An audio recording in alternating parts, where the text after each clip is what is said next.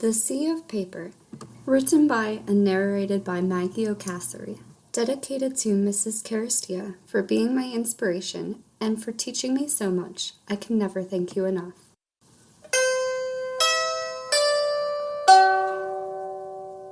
Once upon a time, in the state of Tennessee, in the small town of Glowing Springs, there was an 8th grade girl named Tahra Shine Strong.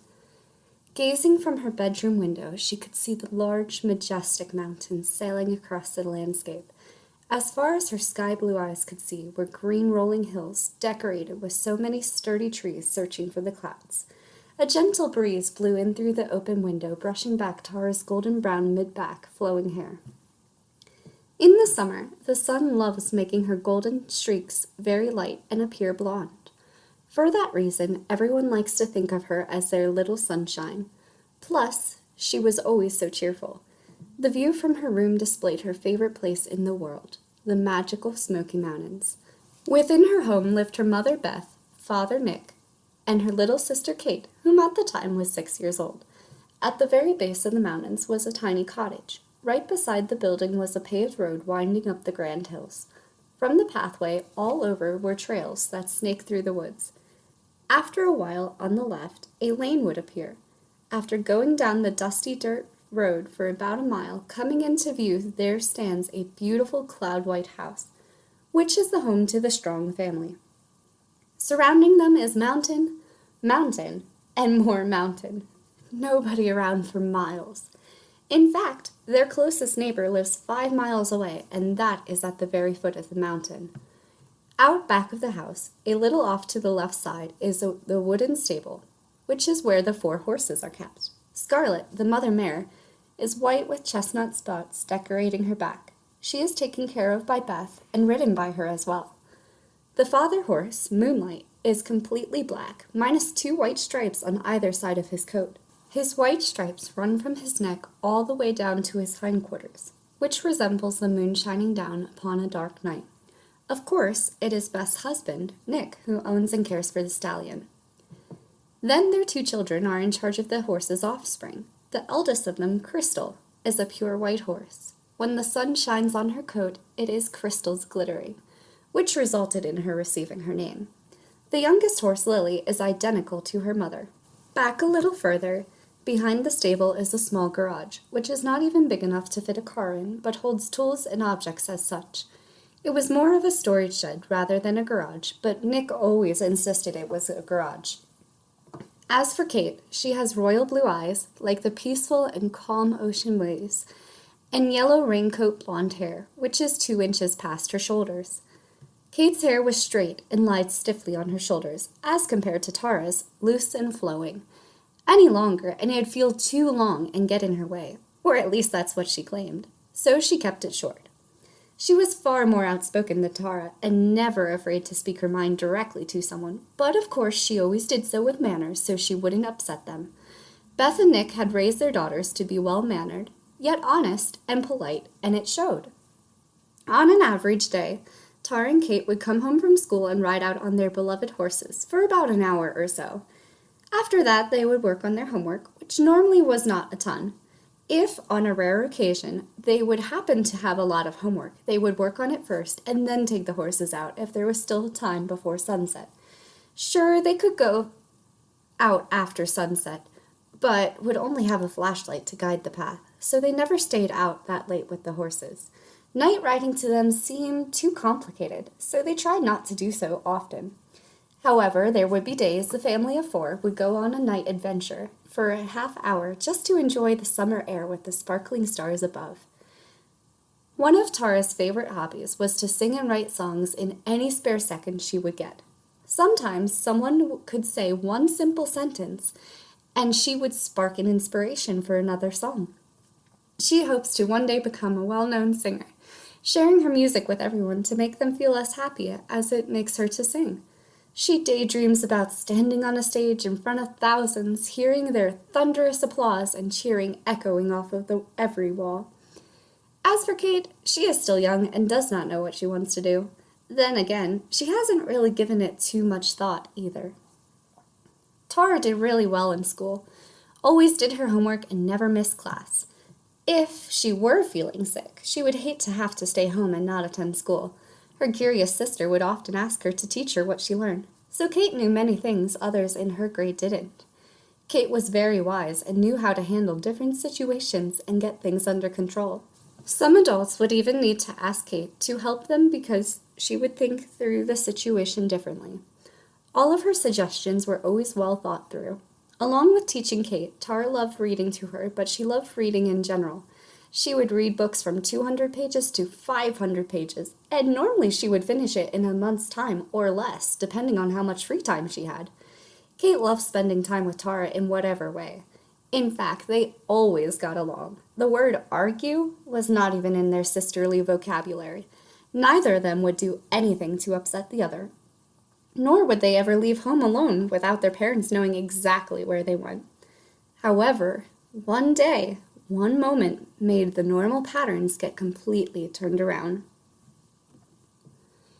It was a chilly spring morning before the start of school for the week. Tahra rolled over and looked at the date on her clock as her alarm clock went off, April 24th. She sat up and rubbed the sleep out of her eyes. Stumbling out of bed, she made her way over to the wooden wardrobe and tugged on the black handles. She quickly got dressed for the day and then went over to her little sister's room. "Kate, time to get up for school," spoke Tahra softly, but loud enough to wake Kate. She faintly smiled, still sleepily, and sprang out of her cozy bed. Although Kate hated getting up early, she loved having her older sister so gently wake her up each morning. Tahra would wake Kate up every school morning while their parents were busy getting ready for work to help save them time. Any day they had off, the two would sleep in. At school, in Tahra's homeroom, as usual, the whole class was talkative and loud. Mrs. Melody, her English teacher, wasn't in the room yet. She never was until the bell rang because she had to help another teacher set up the lessons for the day. The teacher was a substitute, but had been thrown in there unprepared when the teacher's baby was born early. It was the only long-term substitute available, but she struggled getting on her feet. Still she struggles, though it had been an entire month. That is why Mrs. Melody takes the extra time to aid her in the morning. Charmaine and Liliana, Tahra's best friends, were busy talking to her as always.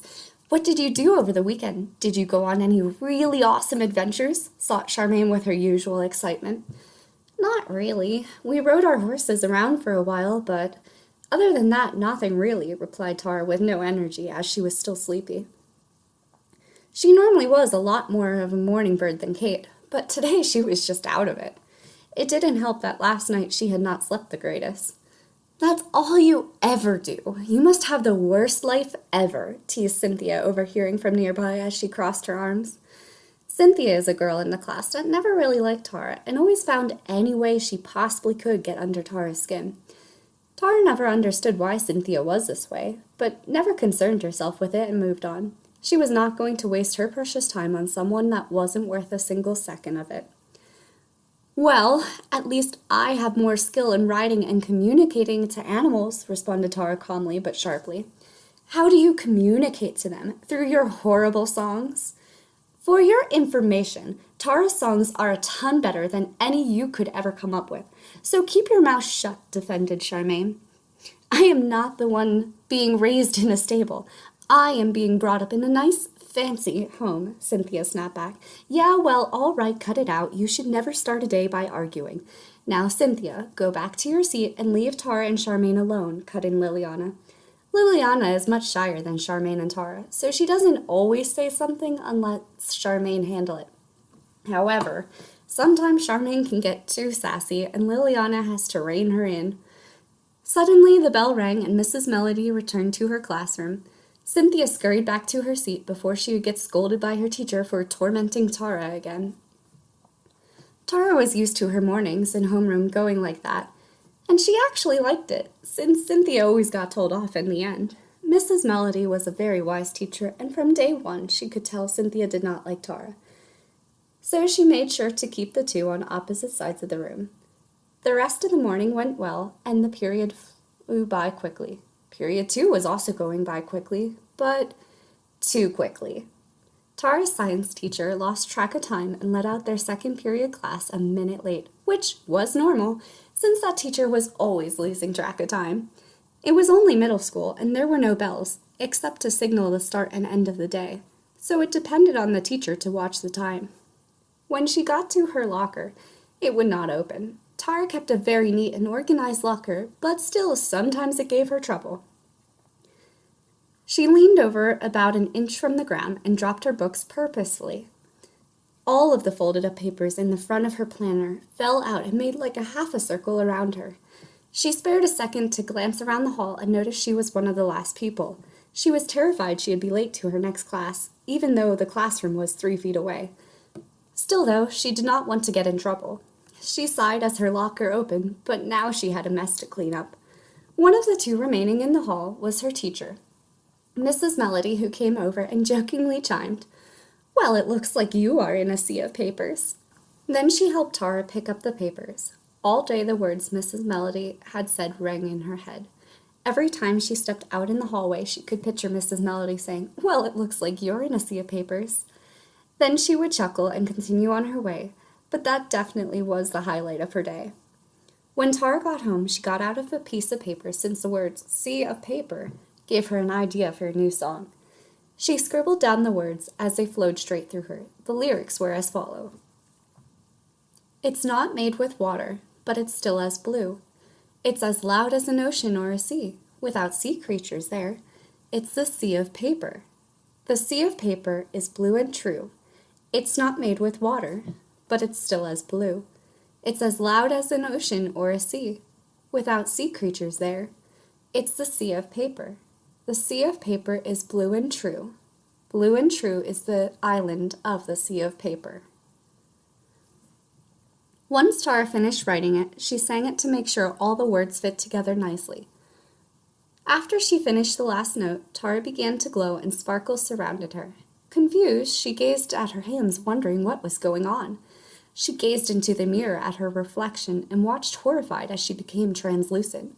Slowly she started fading away. Fear pulsed through her, and she tried to figure out what was happening to her. The sparkles she wasn't used to made her feel a little dizzy and even drowsy. She observed her reflection swaying, and she reached out a hand to grip her chair, hoping to steady herself. Holding on to the firm surface hardly made her feel any less like she was going to collapse. "Help," she wheezed, hoping Kate would come, but her whimper brought back no response. A few seconds later, she disappeared in thin air, with no trail left behind. Just after Tahra vanished, Kate walked in the room. She was going to ask Tahra if she was ready to go ride their horses, but Tahra wasn't there. Kate raised an eyebrow, wondering where she had gone. Kate had taken notice to her pencil on her desk aside of the paper. Perhaps Tahra had needed to get something in another room, so she searched the whole house and even the yard for her. Then she checked the stable, thinking maybe she went out already to get the horses ready to ride. It was strange. Tahra hadn't told her where she was headed and was nowhere in sight.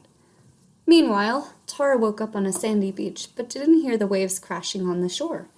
She sat up and looked around. It looked like a beach with sand and trees, but something was off about the water. She stood up and walked curiously over to the ocean. The waves appeared to be frozen, not moving one bit, and had a stiff clay appearance. Tahra cocked her head, yet she could not detect what was up with the ocean. She reached out and placed her hand on the water, assuming she'd get splashed.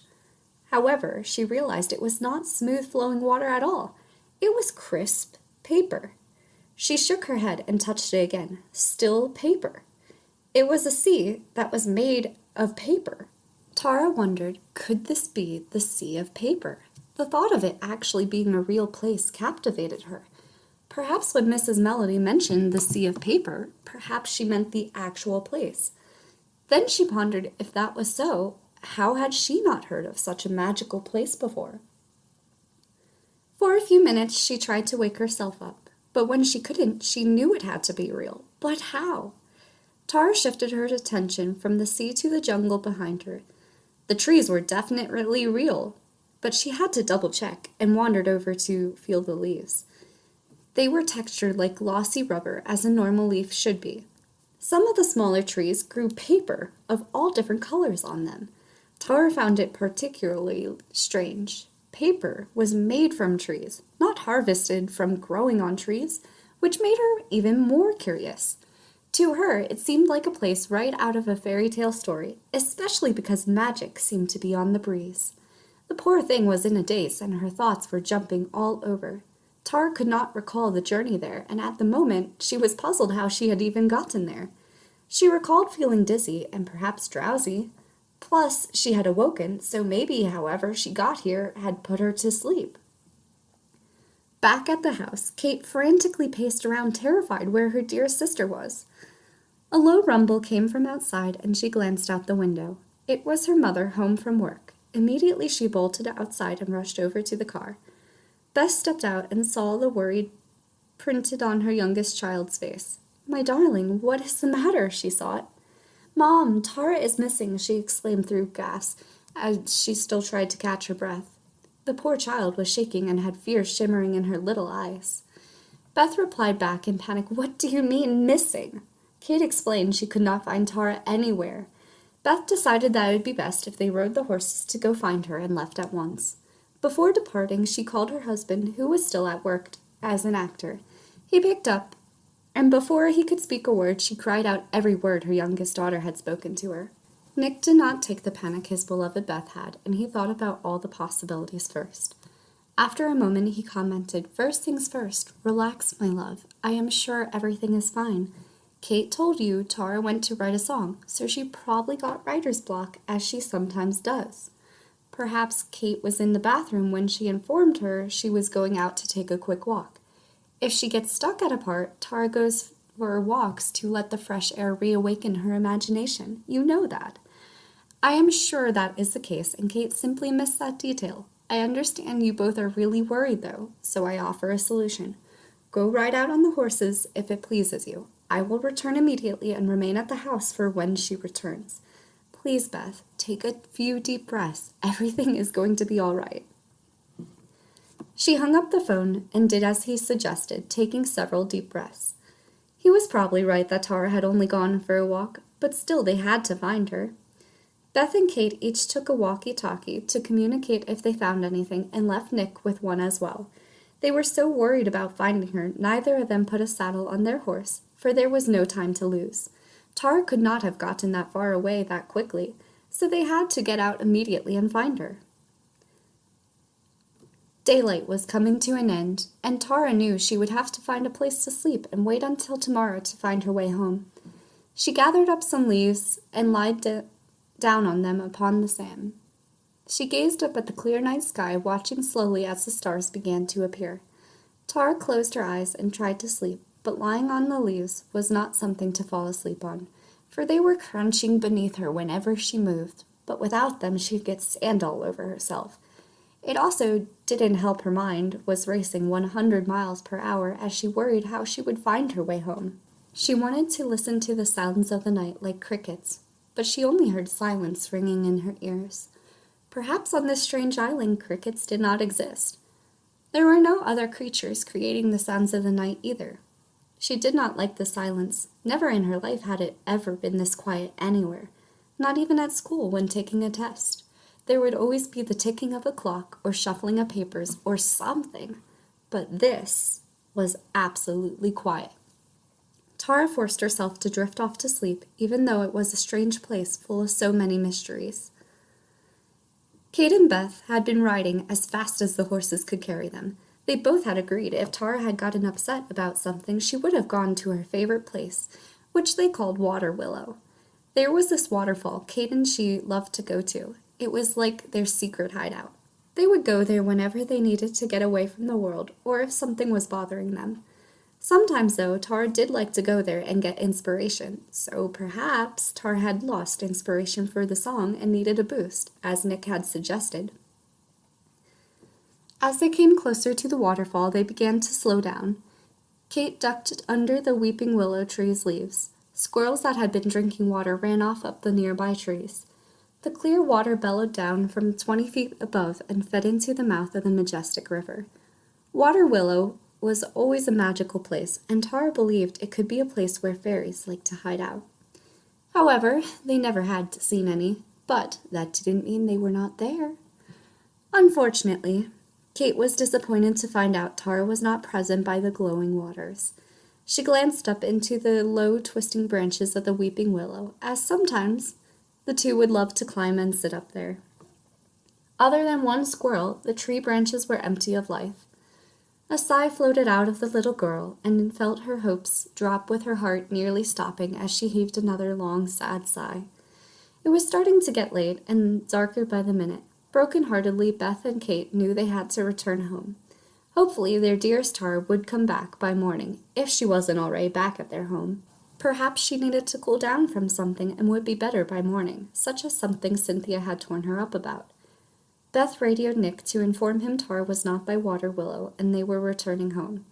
In her bed with Nick, Beth lied awake, full of panic. Nick tried getting to sleep, but kept tossing and turning. No spot was comfortable for either of them without knowing exactly where their daughter was. Sometimes, when Beth couldn't sleep, she would play soft music from her CD player. So she tried that now. However, the CD finished before she fell asleep, and wasn't even close to being asleep. She thought maybe something to distract her mind would help, so she reached over to her night table and grabbed her book. Maybe reading and going to another world with the characters would be enough to help her get sleep. She lied there reading for several hours and never seemed to get tired. Nick had gotten out of bed and went downstairs to make a cup of tea. The tea he was brewing was one that would help calm the soul and assist one in getting to sleep. At first he sat at the table sipping his tea, but his mind kept worrying about poor Tahra. So then he put on a short, calm, happy movie. He watched it and drank his tea and tried to relax as well as reassure himself everything would be fine. After he finished his tea, Nick felt he had relaxed enough to hopefully fall asleep. Quietly he crept up the stairs, assuming Beth had gotten to sleep in the time he was down there. He walked in the room and Beth turned to face him. She met his eyes, but they both held the same expression in their eyes, sadness and fear. "We should be out there looking," Beth declared.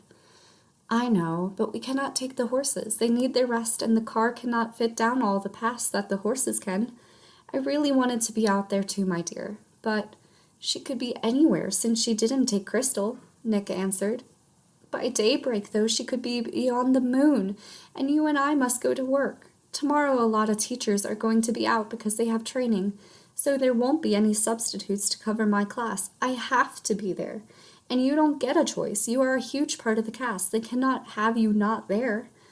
"Oh, Nick, what are we going to do?" she sniffled. "Well, I don't know.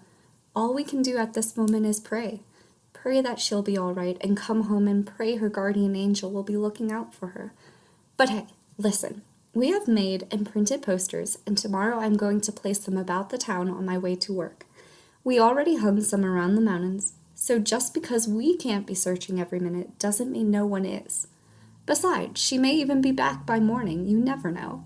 If she isn't back by morning, we already discussed we are going to call the police and get them out trying to find her," Nick replied, trying to boost their hope. Through tears, Beth stated, "But we're her parents. We should be out there looking and not relying on others to find her." "I know, I feel the same way, but neither of us can help our obligations." He wanted to so badly say the rest on his mind and how he would rather quit his job and risk everything to stay home and find Tahra.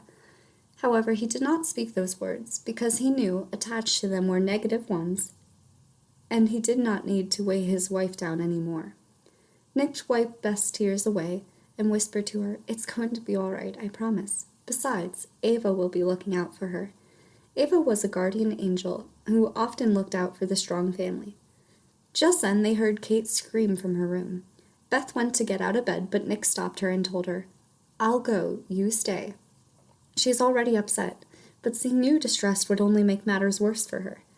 Beth nodded and Nick crawled out of bed. He walked over to Kate's room and saw her sitting up in bed. "What's wrong, darling?" he asked.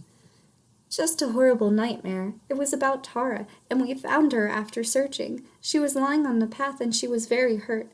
Oh, Dad, I can't sleep without Tahra here," Kate answered. "Neither can I. Is there anything I can do for you?" he offered as he sat down on her bed, careful not to sit on her. "Bring her home," Kate muttered. "I will. We will find her," Nick vowed. "Can you read me a story? Maybe it will help me get back to sleep." "Sure. What did you have in mind?" "Whichever." Nick stood up and clicked on a lamp. Then he went over to her bookshelf and selected one he knew she really liked. He sat on the edge of her bed, careful not to sit on her feet.